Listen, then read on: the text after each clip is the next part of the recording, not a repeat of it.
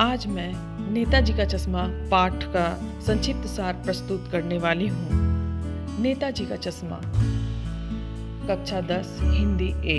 नेताजी का चश्मा पाठ के लेखक स्वयं प्रकाश जी हैं। स्वयं प्रकाश जी का जन्म 1947 में इंदौर में हुआ था तथा इन्होंने इस कहानी के माध्यम से हमारे अंदर देश प्रेम की भावना तथा देशभक्ति की भावना जगाने का प्रयास किया है। नेताजी का चश्मा पाठ के माध्यम से, जैसा कि हम लोग जानते हैं कि नेताजी अर्थात सुभाष चंद्र बोस, नेताजी सुभाष चंद्र बोस के बारे में ये कहानी है जिसे लिखा है स्वयं प्रकाश जी ने। एक छोटा सा कस्बा होता है जहाँ पर कि दो स्कूल होते हैं, एक लड़कियों का स्कूल होता है और एक लड़कों का स्कूल होता है। वहाँ सरकारी स्कूल होता है जो कि कस्बा अर्थात एक छोटी सी नगर पालिका के अंतर्गत पड़ने वाला एक छोटा सा शहर, और वहाँ एक नगर पालिका होती है। वो नगर पालिका कभी कभी कुछ अच्छे कार्य करवा देती थी, जैसे कि कभी कच्ची सड़कों को पक्का करवा देना, कभी वहाँ पर कुछ शौचालय का निर्माण करवा देना। विभिन्न प्रकार के कार्य आते हैं, नगर पालिका द्वारा किए जाते हैं, समाज के कल्याण के लिए किए जाते हैं। वहाँ पर 2 ओपन सिनेमा घर थे तथा ऐसे विभिन्न प्रकार के वहाँ पर छोटी मोटी सुविधाएं वहाँ पर उपलब्ध हो जाती थी। और इस पाठ में एक पान वाले का भी वर्णन किया जाता है जो कि वहाँ पर पान बेचता था, और एक कैप्टन था जो कि चश्मा बेचने का काम करता था।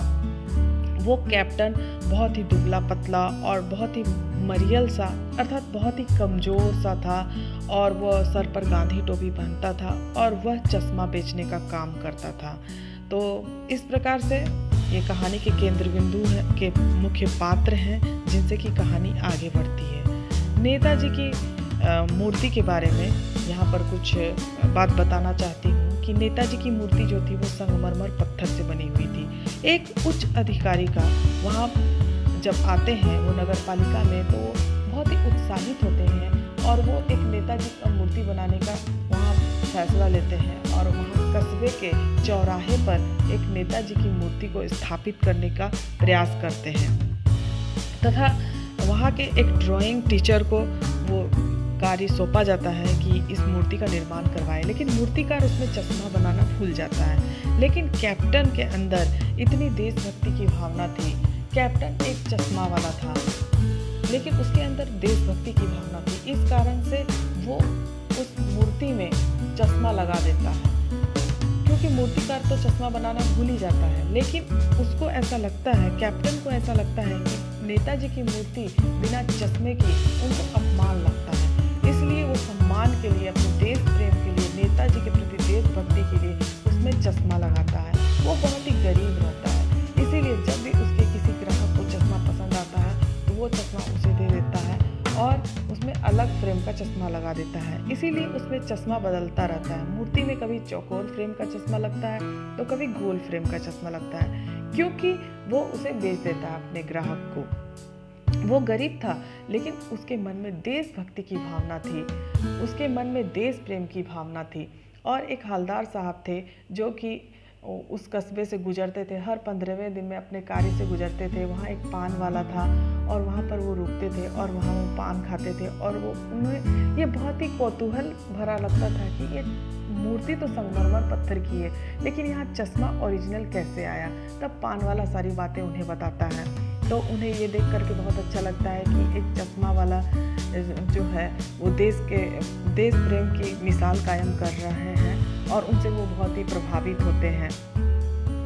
परंतु कैप्टन अर्थात चश्मा वाले की मृत्यु हो जाती है और हवलदार साहब उधर से गुजरते हैं, परंतु वो मन में सोचते हैं कि मैं अब वहाँ पे नहीं रुकूंगा, क्योंकि अब तो वहाँ पर कोई देशभक्त है ही नहीं, क्योंकि नेताजी की मूर्ति में तो कोई चश्मा पहनाने वाला नहीं होगा, इसलिए मैं उस पान वाले के पास नहीं रुकूंगा और मैं नेताजी की मूर्ति को नहीं देखूंगा। लेकिन जब वो वहाँ से गुजरते हैं तो वो मूर्ति को बिना देखे हुए नहीं रह पाते हैं और वो मूर्ति को देखते हैं, और जब वो मूर्ति को देखते हैं तो उनकी आंखें भर आती हैं, क्योंकि उस मूर्ति में सरकंडे का बना हुआ एक चश्मा था।